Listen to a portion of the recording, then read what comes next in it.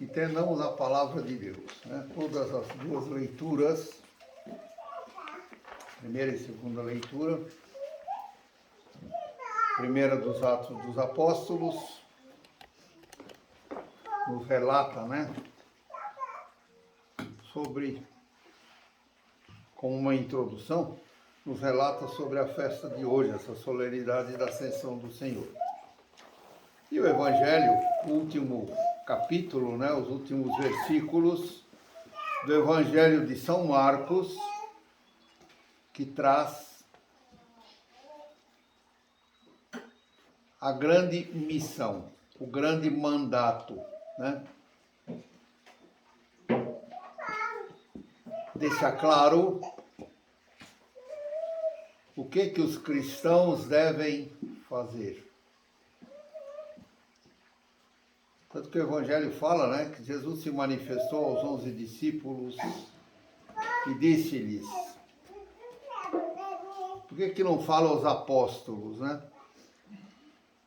Que a palavra apóstolo significa aqueles 12 homens que Jesus escolheu.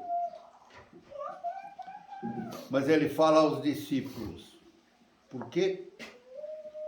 Porque ele estende essa missão que ele passa para todos os cristãos. Todos os cristãos. Todos aqueles que forem batizados, né? Quem crer e for batizado será salvo. Quem não crer será condenado. É clara a palavra, né? Quem não crer será condenado. Mas quem crer e for batizado, porque o batismo é uma consequência de crer, né? Alguém que acredita, busca conhecer a palavra, busca conhecer, né, o Senhor numa experiência pessoal. E é normal que essa pessoa peça o batismo, né? O batismo, que é um sacramento que imprime caráter. O que é isso? E é um caráter indelével. E são palavras que todo católico cristão tem que saber. O batismo imprime caráter indelével. É um dos sacramentos que marca a vida do ser humano que é batizado, cuja marca não tem como tirar. Não tem como tirar isso. Não sei, tem acontecido aí, né, pessoas que vão fazer parte de todas essas seitas que tem por aí. E tem uma ou outra que vem para o padre da paróquia, né, e vem pedir para o padre para que ele possa desbatizar. Impossível. É um sacramento que imprime caráter indelével, ou seja, batizou, está batizado para sempre. Mesmo que você viva uma vida totalmente contrária, batizou, está batizado. Outro sacramento que imprime caráter indelével é o sacramento do crisma. Uma vez que você é crismado, foi consagrado pelo sacramento do crisma, por isso que se usa um óleo especial, né, que tem uma bênção especial. É o óleo que serve para consagrar. Eu não posso usar o óleo do crisma, por exemplo, né, para rezar por enfermo. Não, existe o óleo próprio para os enfermos. Ah, mas no batismo, se não tem o outro óleo, pode usar esse? Não. A primeira unção no batismo é feita com o óleo dos catecúmenos, ou seja, pessoa que vai ser ungida e que ainda será batizada. Uma vez batizado, se faz a unção com o óleo do crisma.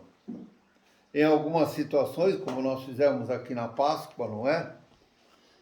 houve o batismo e depois também cada um foi crismado, ou seja, consagrado.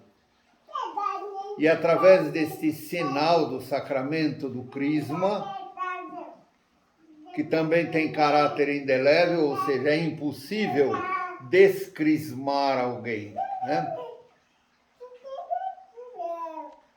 A pessoa é consagrada e no sacramento do crisma recebe a plenitude do Espírito Santo.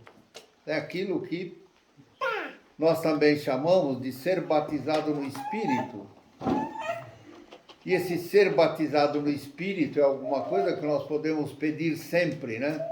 Que o Senhor nos renove esse batismo no Espírito. Que Ele renove essa plenitude do Espírito Santo dentro de nós. Para podermos, né, movidos pelo Espírito Santo, viver a nossa fé da maneira que Jesus pede nesse Evangelho. O outro sacramento que também imprime caráter indelével é o sacramento da ordem. O camarada que se apresenta para ser ordenado sacerdote, se ele é validamente ordenado, não tem como desordenar. Ainda que ele abandone a igreja, ainda que ele abandone a fé,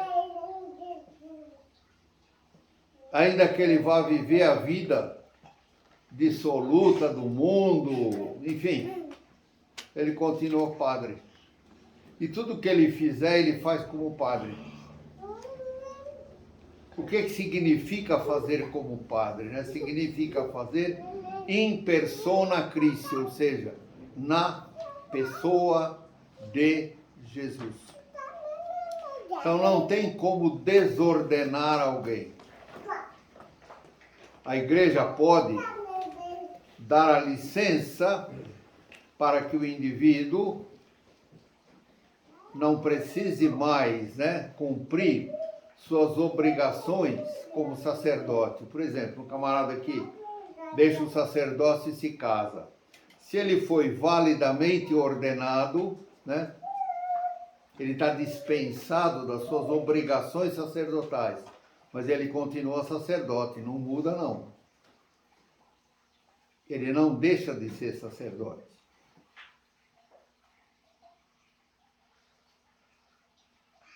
E isso traz um peso terrível na vida do indivíduo, não é? Se ele não pede a licença da igreja,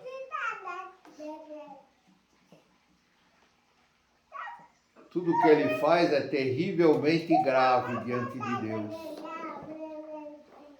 Se ele pede a licença, ele é desobrigado das suas obrigações sacerdotais, para viver como cidadão, como pai, como marido, sei lá. Mas o que é essa ordenação sacerdotal válida? Por exemplo, um camarada que se apresenta para ser ordenado sacerdote, com a seguinte intenção: eu vou ser ordenado padre, mas eu só sou padre quando eu estou dentro da igreja, quando eu estou fazendo as minhas funções eclesiásticas. Fora da igreja, fora das celebrações, eu sou um cidadão comum, um homem comum, portanto, eu posso fazer tudo aquilo que qualquer cidadão faz. Se o indivíduo se apresenta para ser ordenado com esta intenção, né, como cidadão comum, só sou padre nas horas de celebração, nas horas de um sacramento, enfim, dentro da igreja. Fora dela, a igreja templo, né, o prédio. Se ele se apresenta com essa intenção, a ordenação dele é inválida. É inválida. E tudo aquilo que ele fizer é inválido. Todas as missas que esse camarada celebrar, não tem Eucaristia, continua pão e vinho. As confissões que ele atender, não tem absolvição. ainda que tudo aquilo que ele faz, né, dentro da igreja, as funções eclesiásticas, ainda que ele faça com toda, né, com toda a devoção, com toda a piedade, mas se ele tem essa ideia, né, fora daqui, eu sou um cidadão comum. E não é. O padre é padre. O padre é padre. Se ele é validamente ordenado, ele é padre. Ou o camarada se apresenta para ser ordenado e pensa, bom, eu vou ser padre porque é o que sobrou, né? Eu não gosto muito de estudar e de fato hoje não precisa ser um bom estudante para ser padre, né? Eu não gosto muito de estudar, eu não gosto muito de trabalhar, dá para levar a vida numa boa, né?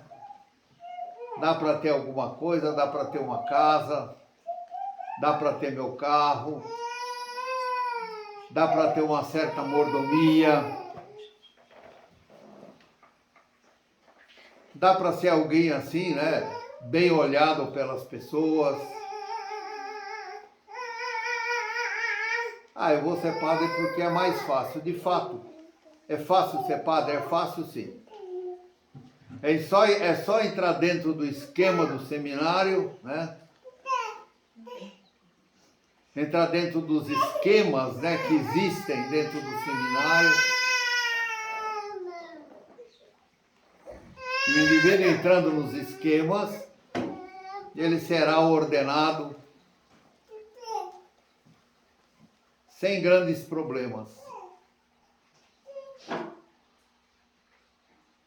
Então, por causa destas situações todas, é que nós temos uma porção de péssimos sacerdotes, ou seja, não são sacerdotes, né? Péssimas pessoas que são investidas como sacerdotes, mas não são ordenados de fato. Até na frente das paróquias, aí tem muito camarada assim, coitado. Não foi feita uma triagem, ele não recebeu a formação necessária.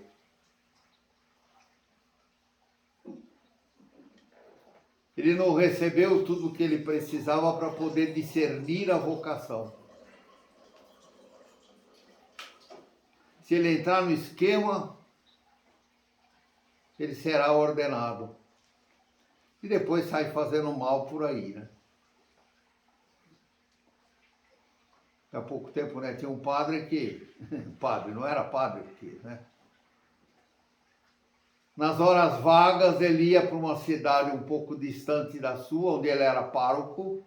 Ele ia para uma cidade mais ou menos distante da sua, onde ele era assaltante. Então, nas horas vagas, ele era assaltante, a mão armada. E depois ele voltava, né? À noite tinha a missa lá na sua paróquia, etc. Quer dizer, um cara desse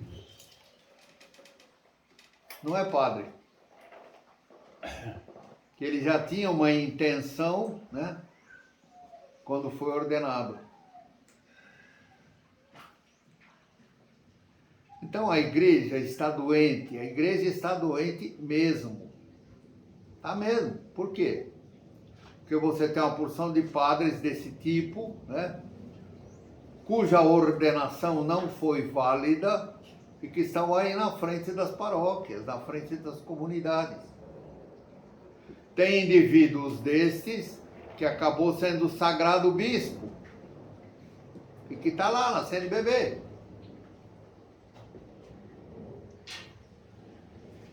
Camarada que não foi ordenado padre validamente, lógico, o episcopado também não pega, né? Porque se ele não é padre, como é que ele vai ser bispo, né? O que é o bispo? O bispo recebe na sua ordenação episcopal a plenitude do sacerdócio. Se ele não é sacerdote, ele não pode receber a plenitude, né, que é o episcopado, se tornar bispo. A igreja está doente, por quê? Porque tem muita gente enganada que está comendo pão e bebendo vinho na missa, porque não tem consagração. Por quê? Porque o camarada que está lá não é sacerdote, não é padre. Não foi ordenado validamente. Eu algumas vezes comentei isso com alguns bispos, né? E a resposta que eu sempre recebi, resumindo, é mais ou menos isso. Olha, Fradão, é melhor você calar a boca, fica só você com as coisas, tá? Não fica falando isso por aí não, que isso aí pode arrumar problema para sua cabeça. Falei, tá bom, tudo bem, mas o que eu estou dizendo procede? Não, lógico que procede, pois é. Se procede e é verdade, por que não se fala? Não, mas é melhor você ficar calado. Não, não vou me calar não, e não me calo mesmo não. Não me calo mesmo. Porque tem muito camarada que foi invalidamente ordenado.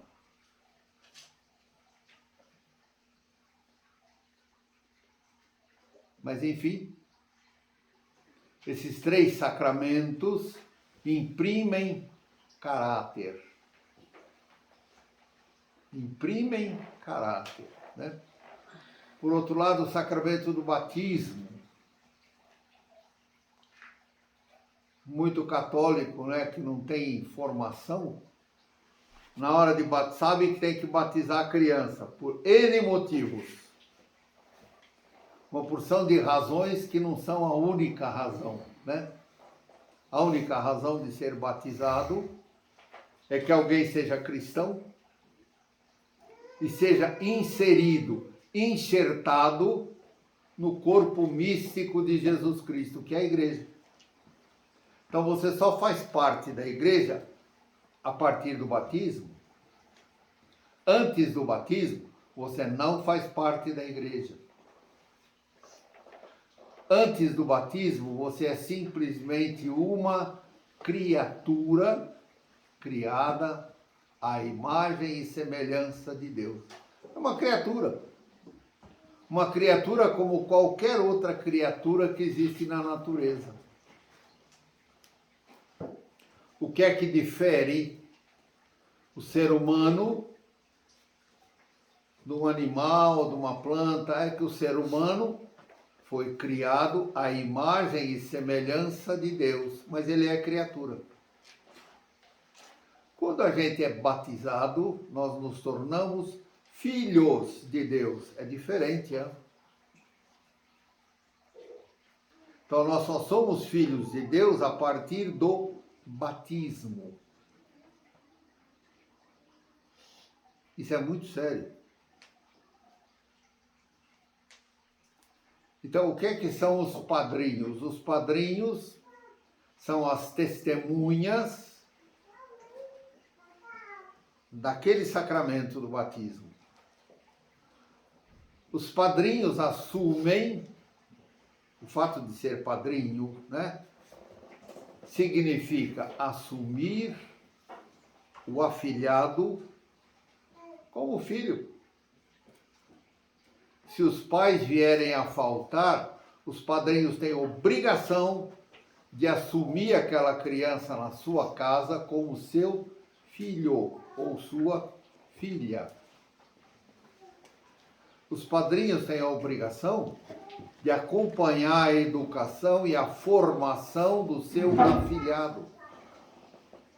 Ou seja, de vez em quando senta, bate um papo, conversa com o afilhado, passa a formação para ele, não só religiosa, mas a formação humana, para que ele seja de fato um bom cidadão.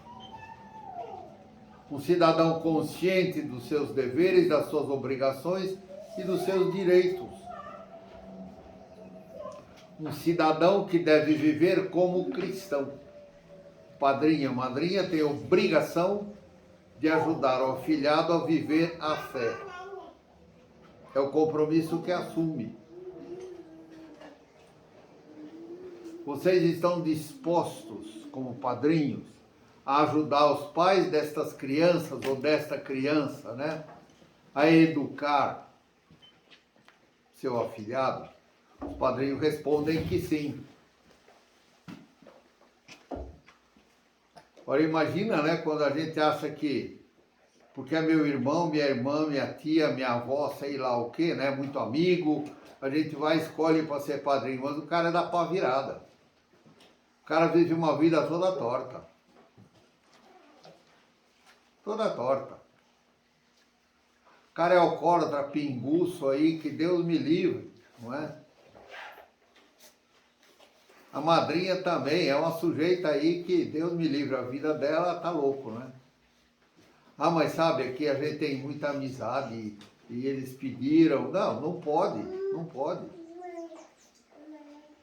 Padrinho e madrinha tem que ser alguém da igreja. Alguém que participa da igreja, alguém que vive a sua fé para poder ser testemunho para o afilhado ou para a afilhada. Então não presta, não vale a pena. Não tem ninguém para ser padrinho, madrinha? Ótimo. Pega São José e Nossa Senhora. Pega um apóstolo e uma santa. Sei lá, Santa Rita, São Bernardo. Vocês é que são os padrinhos dessa criança. Pronto. E entrega.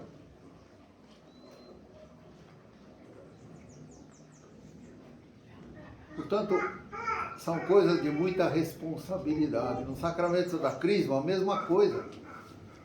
É o padrinho, a madrinha no sacramento da crisma. Continua com essa mesma obrigação de ajudar o afilhado a crescer na fé. Evangelizar o afilhado, a afilhada. Ser testemunha para o afilhado ou para a afilhada.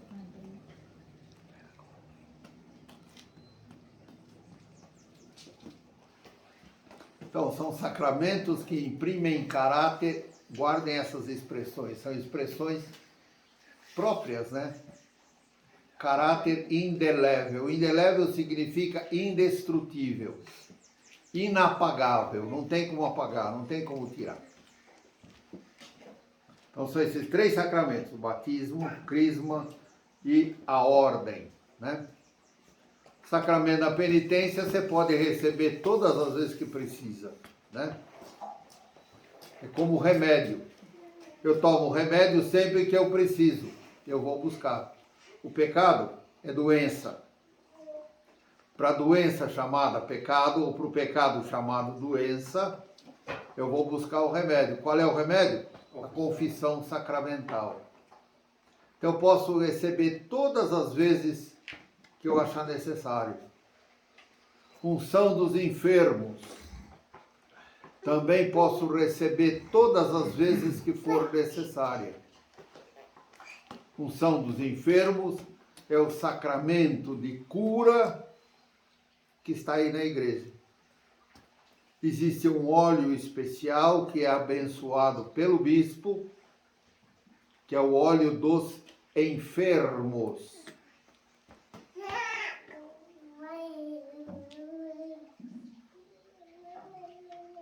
O sacramento dos enfermos, né? Que era chamado de extrema unção. Mas acharam que eram muito pesadas essas palavras, então puseram o sacramento dos enfermos, né? Mas é a mesma coisa. Então, se está doente, busque a unção dos enfermos. É o sacramento da igreja, sacramento de cura. E muitas pessoas doentes, eu já vi isso, em estado bastante grave, com o sacramento dos enfermos, recobraram a saúde. Ou a gente acabou de dar a unção dos enfermos, daí 5, 10 minutos, meia hora, a pessoa morre. Ah, mas não foi curada. Foi curada sim, estava esperando aquela cura para poder partir. Então a cura, né, que fala aqui no Evangelho, imporão as mãos sobre os enfermos e eles serão curados, não é somente a cura física. E quando alguém está doente, a primeira coisa que pensa é, vou pedir para Deus a cura da minha enfermidade. Não, pergunte para Deus qual é a vontade dele com aquilo. Por que ele permitiu aquilo na sua vida? O que Deus quer com aquilo na sua vida? Normalmente ele quer conversão, normalmente ele quer que você melhore. Normalmente ele espera que você, passando por aquilo, você acabe uma pessoa melhor em todos os sentidos. Deus quer que você cresça na fé. Por exemplo, o que é uma doença, uma enfermidade, se não uma situação de crise? Passar por uma doença é passar por uma crise. Dependendo da doença, a gente fica bem abalado. Mas se a gente é um homem e uma mulher de fé, se a gente procura entender o que é que Deus quer com isto, por que que Deus permitiu isso, para que que Ele permitiu, o que Ele espera de mim com isso, a coisa muda. A visão da gente muda sobre a coisa.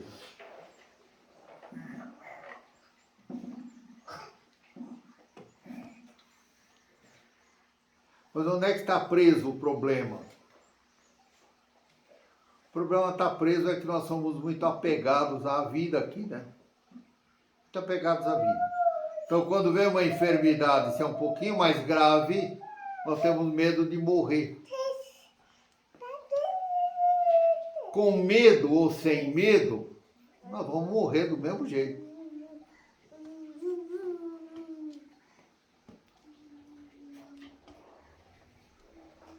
Então, o cristão não pode ter medo da morte. Por quê? Santa Teresinha do Menino Jesus dizia muito isso. Eu não morro, eu entro na vida. Nós não conseguimos viver em plenitude a nossa fé, por quê? Porque nós estamos involucrados, limitados, impedidos de uma porção de coisas por causa de um corpo, o nosso corpo. Nosso corpo nos limita.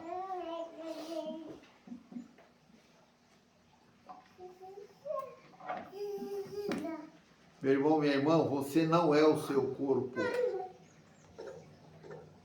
Deu um nó na cabeça. Pois é, isso mesmo, é para dar nó, meu. Você não é seu corpo. Como dizia São Paulo, né? Até quando serei escravo deste corpo de morte? É o corpo que nos leva a pecar, é o corpo que nos leva a ter preguiça, é o corpo que nos leva, sei lá, a fazer tanta coisa ruim, né? Tanta coisa errada. É o corpo que nos dá sentir prazer com as coisas erradas. Nós estamos limitados, né? Aprisionados, usando a palavra de São Paulo, escravizados num corpo de morte que é bastante limitado e que nos limita.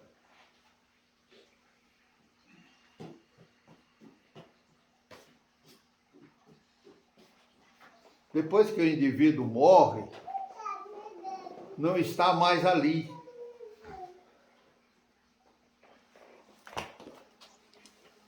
Né? As experiências que a gente já pôde enfrentar na vida, né? E eu sempre tive o cuidado de fazer isso, né?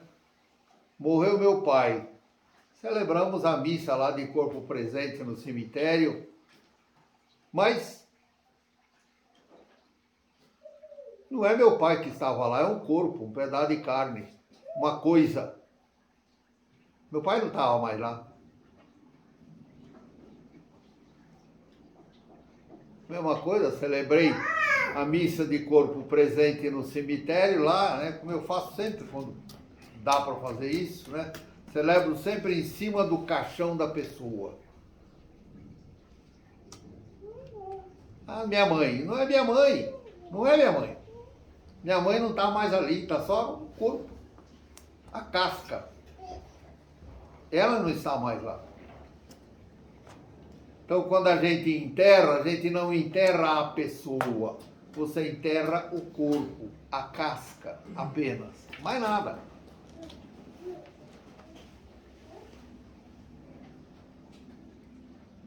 Então, quando nós morremos, fica só nossa casca.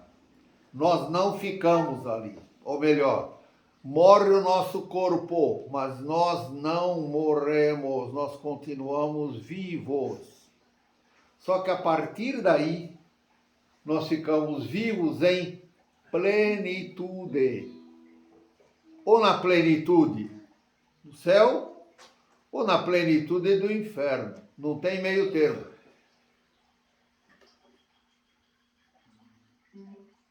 E o purgatório? O purgatório é sala de espera.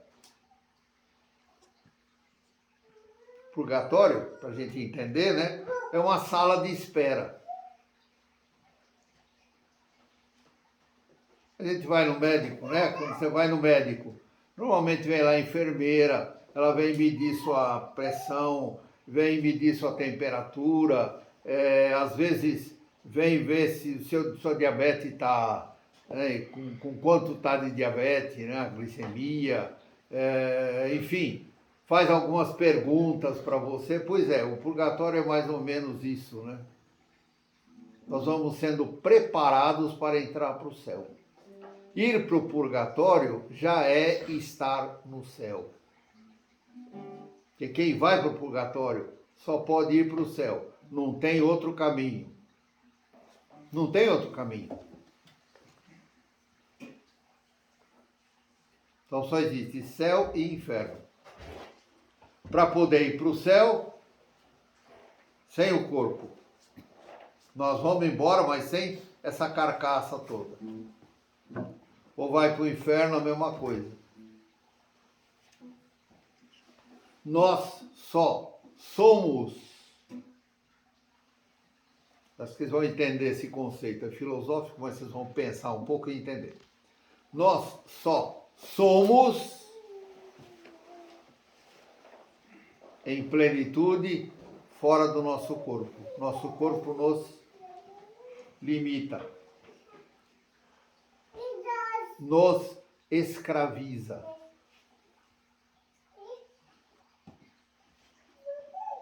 Se você olhar ali, depois na outra sala lá no fundo, você vai ver que é um aquário. O que é um aquário? Um aquário é uma caixa de vidro com água que limita os peixes ali dentro, porque é bonito ficar olhando.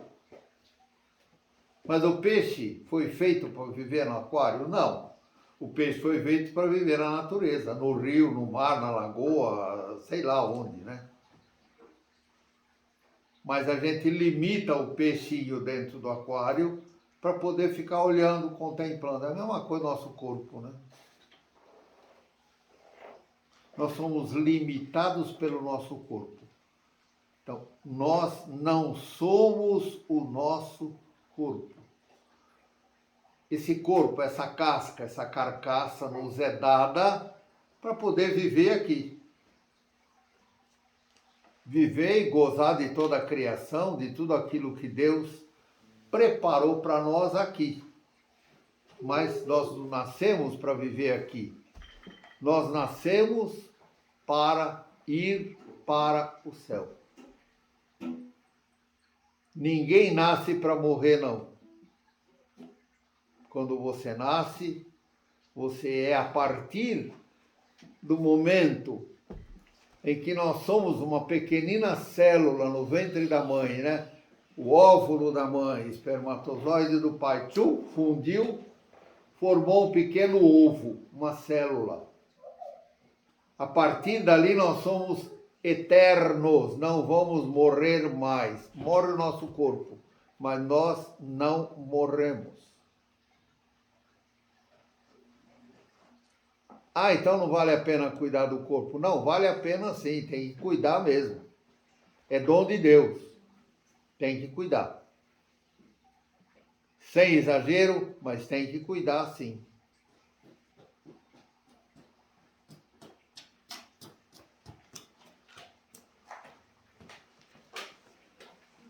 Tocando para frente. O Evangelho nos fala de uma série de coisas, né, que nos são concedidas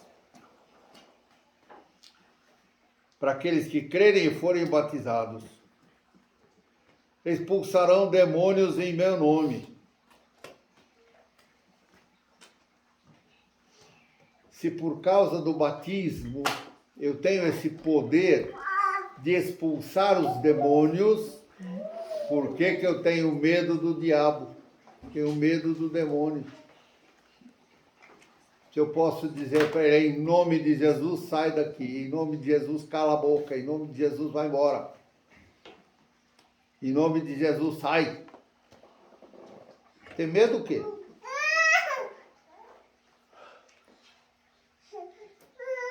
É uma coisa, você vê é como se fosse um cão sarnento, né? Vai ter medo do pobre do cachorro que está lá, mais morto que vivo? Pois é, diabo é a mesma coisa, Satanás, diabo, outros nomes aí que você queira dar. Em meu nome expulsarão demônios. Portanto, meu irmão, minha irmã, você tem nas mãos, por causa do seu batismo, o poder de expulsar os demônios que aparecem na sua vida. Todos eles. As tentações são presença do inimigo, né? Maus pensamentos, maus desejos e tantas outras coisas que nós sabemos bem, né? Que são a presença do inimigo trabalhando, né, na nossa vida. Em nome de Jesus, sai daqui. Em nome de Jesus, não. Em nome de Jesus, cala a boca. E por aí vai, né? Em meu nome expulsarão demônios. O batismo te dá essa graça. Falarão novas línguas. Né? A oração no Espírito. A oração em línguas. É para todo cristão. Não é um dom especial, não é? Não vou entrar nos detalhes agora disso, seria muito longo, né? Se pegarem em serpentes ou beberem algum veneno mortal, não lhes fará mal algum. Você lembra lá São Paulo? Eles estavam lá, né, numa parada que São Paulo fez na sua viagem para Roma, já como prisioneiro. Que ele foi pegar um graveto, alguma coisa, para colocar no fogo, né, onde eles estavam ali se esquentando, e foi picado por uma serpente. Está lá nos Atos dos Apóstolos, né? São Paulo simplesmente chacoalhou a mão assim, não tem problema. Se pegarem em serpentes ou beberem algum veneno mortal, não lhes fará mal algum. Não que você vai agora, né, botar a mão lá para a serpente te picar. Aí isso é ser idiota, né? Se você fizer isso, lógico, tem que pagar pela sua burrice. Mas se você tem sempre o coração orante, né, o coração sempre em sintonia com o Senhor vai te livrar da serpente. Se tiver uma serpente, ele vai mostrar para você, ou vai afastar a serpente.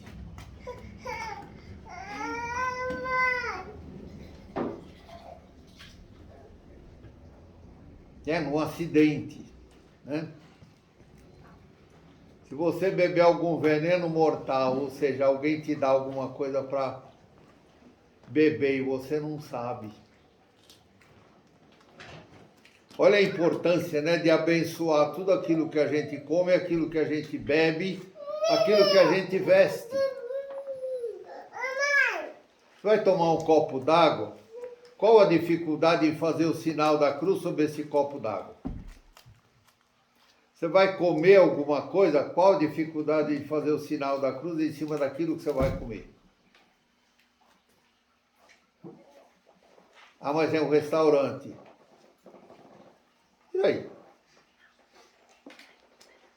Expressar minha fé. Expressar a minha fé. Abençoar tudo aquilo que eu como, tudo aquilo que eu bebo, tudo aquilo que entra na minha casa quando vem do mercado, não é? O que custa abençoar tudo aquilo e consagrar tudo aquilo ao Senhor? Uma roupa que você compra, alguma coisa que você ganha de alguém, abençoa. Abençoa. Você vai procurar na história da vida de São Bento, por exemplo, né? São Bento vivia sozinho lá no canto dele. Aí uma comunidade encheram tanto, amolaram tanto que São Bento aceitou ser o superior da comunidade. Ele disse, olha, vai ser difícil, vocês não vão aguentar o tranco não, mas tudo bem, vamos tentar.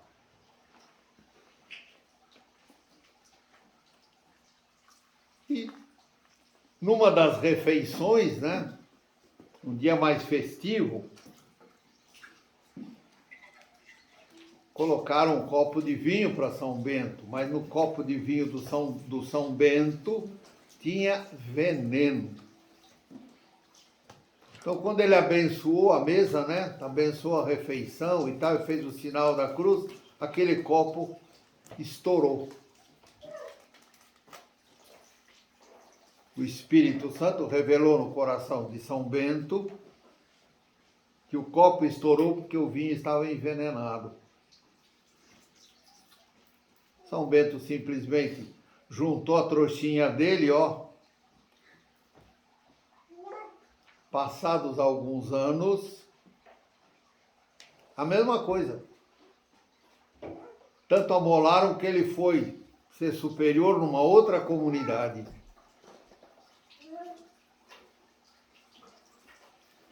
E como ele era muito severo, né? Severo não, ele fazia aquilo que tinha que fazer, né? Também numa refeição, abençoando a refeição, entrou um corvo pela janela, tomou o pão que estava com São Bento e levou embora. Aquele pão estava envenenado.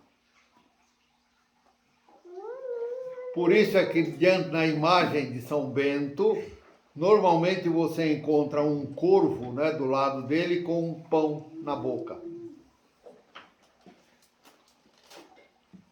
Mas é só São Bento? Não, nós também. Se a gente abençoa,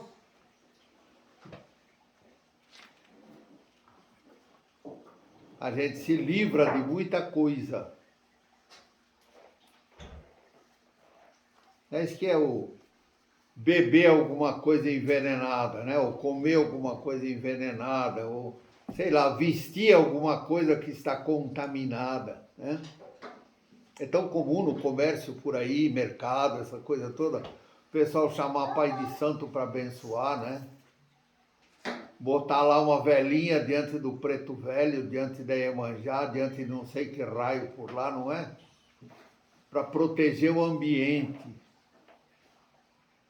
Ou então toda semana, né? Salpicar sal grosso na entrada do supermercado para dar sorte. Então, tudo aquilo que está dentro daquele mercado fica consagrado. Você leva para casa. Não. Compre as coisas, chegou em casa, abençoe tudo aquilo. Por isso que a gente deve ter água benta em casa, entende?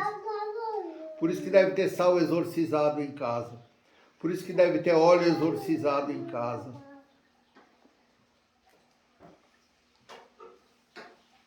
Veio alguém na sua casa fazer uma visita. E aquela visita te incomodou demais, né? Não incomodou no sentido físico, mas ficou lá alguma coisa que não ficou legal. Quando a visita vai embora, A água exorcizada, asperge água exorcizada na casa, recita o creio, limpa a tua casa da contaminação espiritual. Os ambientes que a gente às vezes frequenta são contaminados, a mesma coisa, né? Se possível, tenha sempre com você, né, na bolsa, um vidrinho com água exorcizada, né? Um vidrinho bem fechadinho lá. Sentiu que houve contaminação, abre o vidrinho e se, né, faz o sinal da cruz, né, se abençoa assim, entende? Por isso a importância, né, que Nossa Senhora pede em Medjugorje tantas vezes, que a gente sempre leve com a gente um objeto bento, né? Uma pequena medalha de Nossa Senhora, uma pequena cruzinha, né? Uma medalha de São Bento, ou do santo da devoção da gente. Porque estas coisas nos protegem, são chamadas sacramentais, né?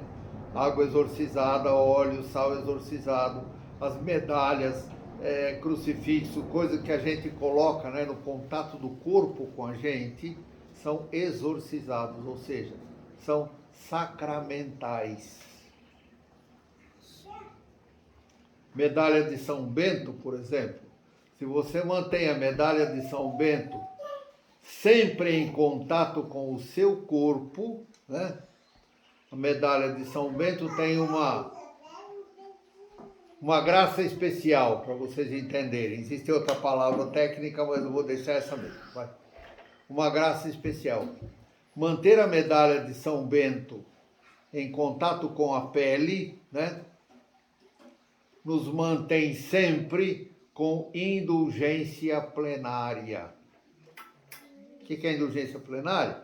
É uma indulgência que apaga todos os nossos pecados. E nos dá graça, né? De sermos fortes diante das situações de pecado, para não pecar. Ou se pecar, pecar menos, né? Fazer um pecado menor, que não seja mortal. Então a importância de ter alguma coisa, né? Um objeto, uma medalha, alguma coisa religiosa em contato com o nosso corpo. Isso nos ajuda, é um sacramental. Todo cristão deve fazer isso, né? Carregar sempre uma medalha com ele.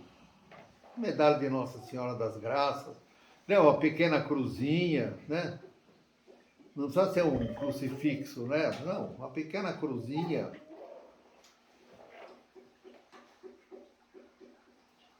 Isso é coisa de batizado, de cristão batizado, católico, cristão católico.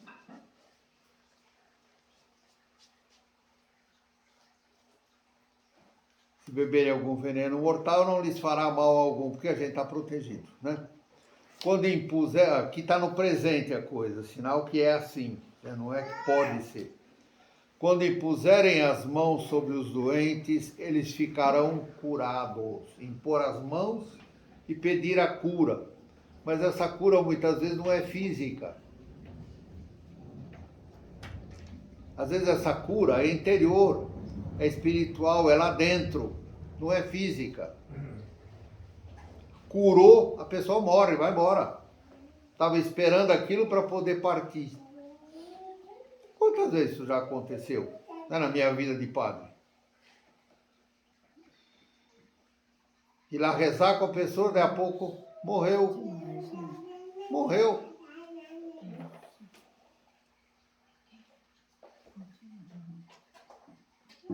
Né? Pessoas da família, da gente, né? Fui lá ver meu irmão no hospital, o camarada já estava mais para lá do que para cá, já com todas as dificuldades possíveis, não é? Lá quietinho com ele, impus as mãos, pronunciei a indulgência plenária no ouvido dele. Falei, vai embora, cara, não se prende aqui não, você está liberto. E estava indo para casa, nossa, irmão partiu, graças a Deus, foi em paz, com indulgência plenária e tudo, entrou no céu, com certeza, está lá no céu. E reza por nós. reza pelos familiares, reza, com certeza intercede pela CCEV, que ele gostava tanto, com certeza intercede pelo Mosteiro da Esperança, enfim.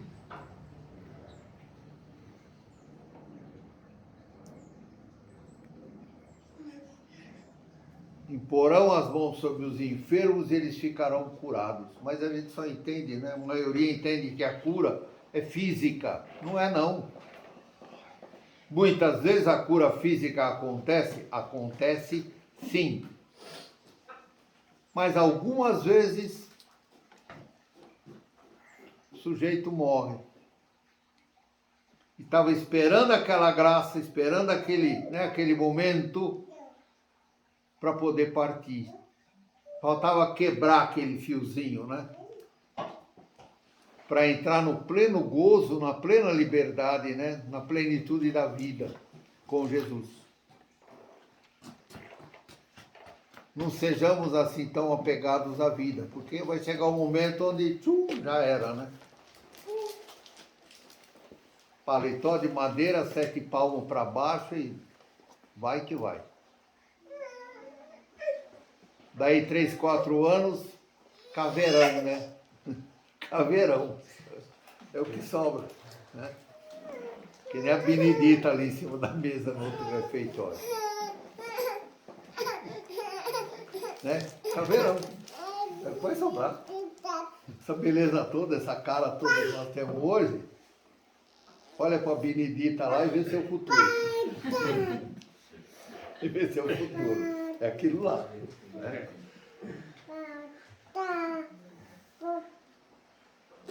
Depois de falar com os discípulos, vou encerrar com isso aqui, né? Depois de falar com os discípulos, aqui no texto está escrito assim: Jesus foi levado aos céus. Isso aqui está errado. O texto está errado. A tradução está errada, mal feita. Ou porcamente mal feita. Feita de propósito, né? Existe uma diferença entre assunção de Nossa Senhora e ascensão do Senhor. Nós recitamos o texto, né? Nossa Senhora foi levada aos céus pelos coros dos anjos, dos santos, etc, etc. Não é isso que a gente reza? Né? O mistério lá do texto? Pois é. Nossa Senhora foi levada porque era criatura.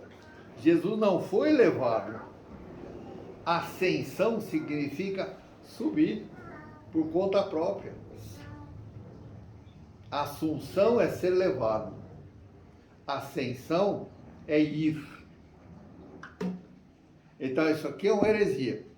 Ele foi levado ao céu, não foi levado coisíssimo nenhum, ele subiu e acabou. Ele não foi levado. Então, em todas as missas hoje, inclusive nos folhetos de missa, tem essa expressão: o Senhor foi levado ao céu. Ele não foi levado, ele subiu. São nessas pequenas coisas, né, onde a gente vê as grandes falhas. É uma heresia isso aqui? É uma heresia. Uma heresia que está sendo lida como se fosse palavra de Deus. É uma heresia. Ele foi levado. Não foi. Ele subiu ao céu. Subiu.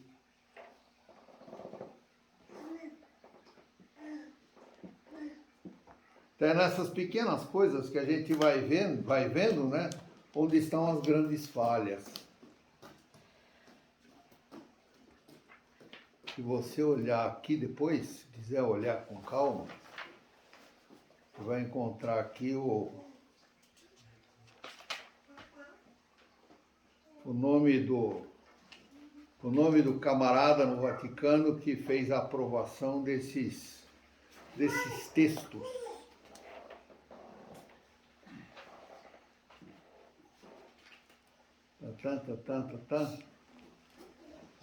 O decreto, né? O decreto que aprova esses textos como sendo os textos oficiais da Igreja para as leituras, né? Você vai encontrar aqui a assinatura de um cardeal chamado Bugnini. Bugnini era um membro, né, da comissão litúrgica dos textos, etc. Bugnini tinha um grande compromisso com a maçonaria na Itália. Então, Bugnini é responsável por estas heresias como essa. Isso aqui passa despercebido. Passa despercebido. Os padres vão ler, muita gente vai ler e passa despercebido. Então você proclama no meio do Evangelho uma heresia e ela é proclamada sem que se perceba. Então este canalha chamado Bugnini, um cardeal da igreja, que já está assando nos quintos dos infernos, porque já morreu faz tempo, né? É responsável por essas heresias. Existem outras coisas aqui nos textos que também são feitas assim. E a gente vai lendo, não está, né, tá desavisado, vai lendo, não percebe. Mas, então esse cardeal, que não precisa rezar mais por ele não, porque ele está no inferno, já foi, está lá, está assando, é churrasco, né? Serviu bem o diabo fazendo essas coisas em vários textos, né, litúrgicos. Então, os discípulos então saíram e pregaram por toda parte. O Senhor os ajudava e confirmava a sua palavra por meio dos sinais que a acompanhavam. Ou seja, eu, Bruno, e você, ide por todo mundo e pregai o Evangelho, ensinando tudo aquilo que eu vos ensinei. A quem? A toda criatura. A toda criatura, né? Lembremos que existe uma fala do Papa Francisco dizendo que nós não podemos converter as pessoas para a fé católica. Não podemos fazer proselitismo, ou seja, mostrar para o cara que ser evangélico, que ser crente, ele está numa seita. E se ele continuar lá, ele não se salva. Ele vai para o inferno. Então o Papa Francisco diz, não, nós não podemos falar isso para as pessoas, porque isso não é ecumênico. Nós temos que falar sim. Temos que falar sim. Ensinar aquilo que Jesus ensinou no Evangelho. Qualquer outra coisa fora disso vem do maligno.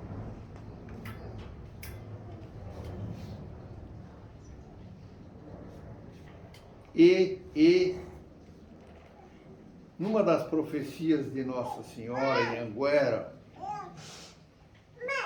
eu mandei para vários de vocês isso ontem, tá? Uma profecia lá, uma palestra lá, uma meditação do Pedro Regis, falando sobre as profecias, especificamente as profecias de Nossa Senhora sobre Roma. Numa das profecias, Nossa Senhora diz que seria abolido um artigo da fé, ou seja, deve ser feita uma alteração no creio. Por razões ecumênicas, é possível que seja tirada do creio a palavra, né? Creio na igreja. Santa, católica e apostólica. Pois é, que se tire a palavra católica para não ferir os irmãos separados. Certo. Será mudado um dos artigos da fé. Os artigos da fé estão expressos no creio. Então, o único artigo, segundo o andar da carruagem, né?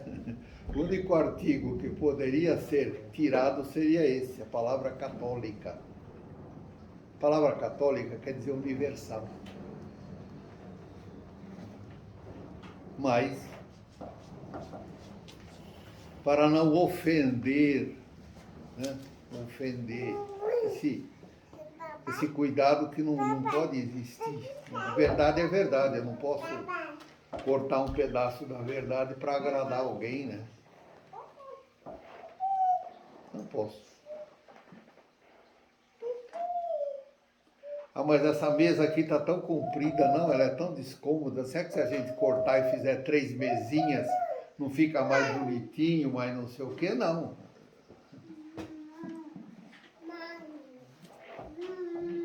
É uma chapa de peroba. Você destruir isso aqui.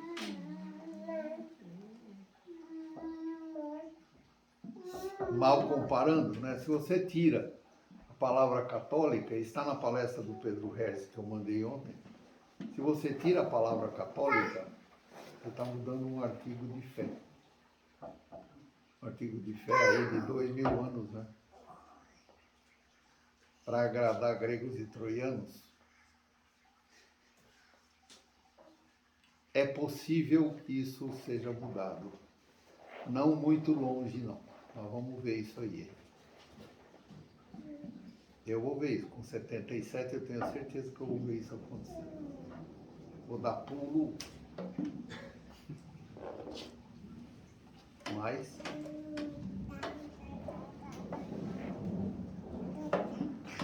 aproveitem tudo isso que a gente falou, porque isso é coisa que a gente vai aprendendo, estudou, e eu sei essas coisas todas, porque eu fiz 2 cursos de teologia ao mesmo tempo. Um curso de teologia na faculdade, né, bonitinho, onde eu fazia as provas e respondia tudo aquilo que os idiotas dos meus professores pediam. Eu não acreditava, mas eles pediam, então você diz que é branco, ele fala que é branco. Você põe que é branco, beleza, ele te dá a nota que você precisa, né? E você recebe o diploma. Graças a Deus eu não tenho nem diploma de teologia, porque não deu tempo de ir atrás, eu precisei parar antes de estudar, porque botaram um monte de trabalho nas minhas costas e era impossível. Era impossível. Uma paróquia terrivelmente arrasada. Já tinha dependentes morando comigo na casa paroquial. Era responsável religioso pela renovação carismática de toda a região Belém. Era assistente espiritual e atendia gente de todo lado que vinha na minha casa. Era oração de cura, era libertação, era confissão, era direção espiritual, quer dizer, eu não dava conta de ficar mais uma manhã inteira todo dia estudando na faculdade com tudo isso nas costas. Então, né? Não sou formado na teologia, mas sou teólogo. O segundo curso de teologia, que é o curso que de fato valeu a pena, e tudo que eu sei eu devo a esse, né? Devo a tudo isso é o quê? Cada 15 dias durante 4 anos, cada 15 dias eu passava 2 horas sentado com Dom Luciano. 1 hora era direção espiritual, dentro do método jesuíta. Cada 15 dias. Uma segunda hora, eu tinha que levar para ele o relatório de tudo aquilo que eu tinha visto na faculdade. E graças a Deus ele sempre dizia, não, isso aqui não forma bom padre. Você vai ler mais isso, você vai pesquisar mais isso, você vai fazer mais um trabalho assim, mais não sei o quê, mais não sei o quê, você vai ler tal coisa da Suma Teológica, não sei o quê de Santo Agostinho, e me jogava um monte de coisas em cima de mim. Então tudo que eu sei, graças a Deus, eu devo a Dom Luciano. Não devo absolutamente nada àquela faculdadezinha vagabunda de teologia, onde só tinha professores de teologia da libertação, onde a fé era, onde tudo era levado assim, né, reduzido ao mínimo. Então, eu seria um padre com tantos outros que tem por aí. Se não tivesse tido Dom Luciano por trás, pobre de mim. Eu nem sei se tinha terminado o curso também.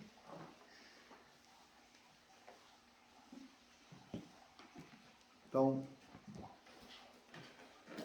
graças a Deus eu tive essa graça, né, de ter alguém aí que está num processo aí de beatificação. E com certeza o processo de beatificação dele não é tão simples, tem dificuldades, porque Dom Luciano era alguém comprometido com o Evangelho, comprometido com a verdade.